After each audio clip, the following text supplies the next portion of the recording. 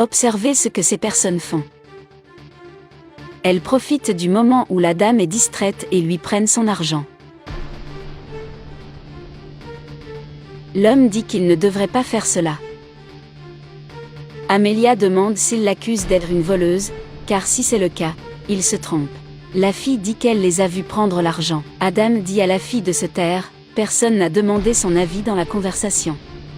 Daniel s'irrite et dit qu'Adam ne peut pas parler ainsi à sa fille. Adam demande pourquoi il a amené sa fille à entretien embauche, ce n'est pas une garderie.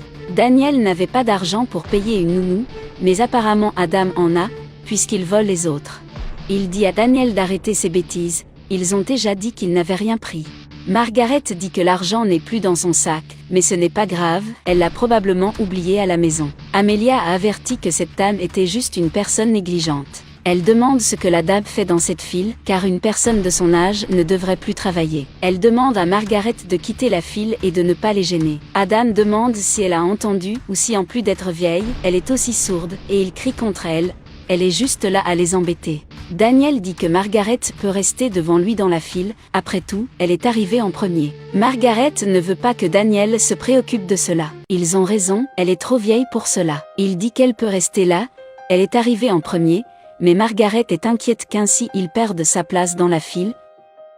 La fille demande pourquoi elle les a laissés faire cela. Elle répond qu'elle n'a plus les moyens de discuter, alors il vaut mieux les laisser de côté. Elle dit à la fille de ne pas s'inquiéter, ils doivent avoir plus besoin d'argent qu'elle. Daniel est curieux, que fait une dame de son âge dans une file pour trouver du travail? Margaret répond qu'elle a perdu sa source de revenus et s'est retrouvée dans la nécessité de chercher un emploi. Elle demande ce qu'une fille aussi douce que celle-ci fait dans cette file. Daniel explique qu'il n'y a personne pour l'aider à s'occuper de sa fille, donc elle doit l'accompagner partout où il va. Margaret demande où est la mère de la fille, mais il répond que sa femme est décédée il y a quelque temps. Il n'y a que deux, mais heureusement ils ont l'un l'autre. Elle dit qu'elle est désolée, mais Daniel ne veut pas qu'elle dise cela, ils peuvent bien gérer cette situation, pas besoin de se sentir désolée. Margaret demande si la fille a faim, et en fait, elle est. Margaret a apporté une collation, et la fille la remercie pour cela. Elle dit que si Daniel veut passer devant elle dans la file, il peut le faire, elle a vraiment besoin d'aller aux toilettes. Il dit qu'elle n'a pas à s'inquiéter de cela, elle peut aller aux toilettes, il restera là à garder sa place. Elle demande s'il en est sûr, si elle peut vraiment y aller, mais il dit que oui, elle peut y aller tranquillement, et montre où se trouve la salle de bain la plus proche. La secrétaire souhaite la bienvenue aux candidats et dit qu'elle commencera bientôt les entretiens. Elle leur demande de bien vouloir attendre dans la salle d'attente. Amelia est la première à partir, impatiente de l'attente. La secrétaire invite tout le monde à s'asseoir.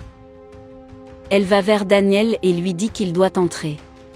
Il demande si elle ne peut pas attendre encore un peu, mais la secrétaire répond que l'entretien va commencer et s'il n'y va pas maintenant, il se pourrait qu'il n'ait pas de temps de participer. Daniel attend simplement la personne qui était devant lui et lui demande d'attendre au moins 5 minutes. Il insiste pour qu'elle attende le retour de la personne, cela ne prendra pas longtemps, mais la secrétaire dit que c'est le problème de la personne qui est partie, pas le leur. Daniel sait, mais y a promis de garder la place dans la file, et insiste pour que la secrétaire attende, mais elle ne peut pas et demande s'il va vraiment perdre sa place pour aider une personne qu'il ne connaît même pas. Il dit malheureusement qu'il devra le faire. Si c'est son choix, très bien. La fille se plaint que cela prend trop de temps, et elle ne veut plus manger. Il dit que c'est bon, mais il est inquiet de perdre l'opportunité d'emploi.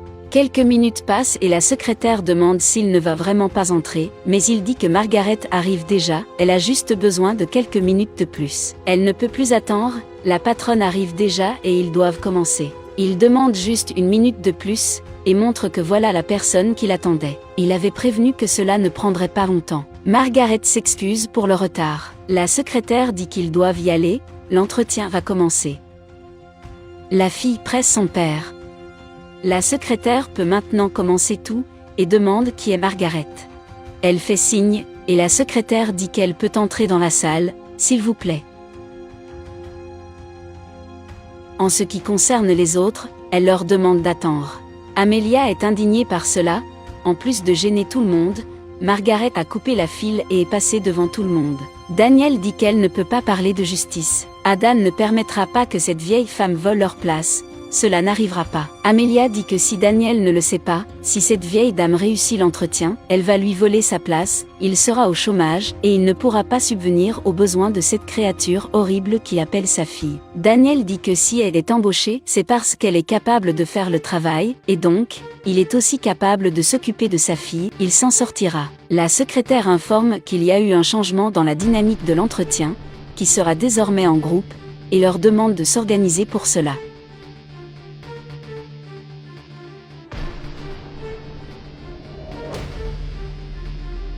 Amelia veut savoir ce que c'est.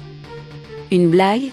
Il pense qu'elle est une idiote? Elle veut parler à la PDG de l'entreprise. Où est-elle? C'était juste ce qui manquait pour aggraver les choses, cette vieille immonde faisant cette plaisanterie avec eux. Adam lui demande de se contrôler, mais Amelia est furieuse. Il dit qu'Amelia est stupide.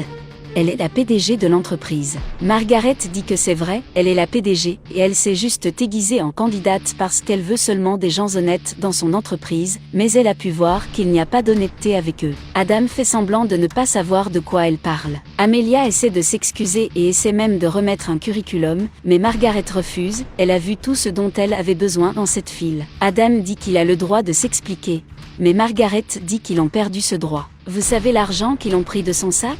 Elle dit qu'ils peuvent le garder, car ce sera le seul argent qu'ils verront pendant longtemps. Selon elle, ils ne seront pas embauchés nulle part. Elle leur demande de partir. Amelia dit que ce n'est pas juste. Adam est irrité d'être renvoyé sans même pouvoir montrer ses compétences au travail, il n'a même pas été interviewé.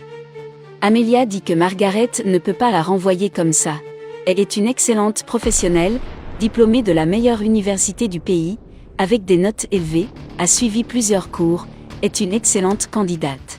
Adam dit qu'elle ment, elle n'a pas fait tout ce qu'elle prétend avoir fait.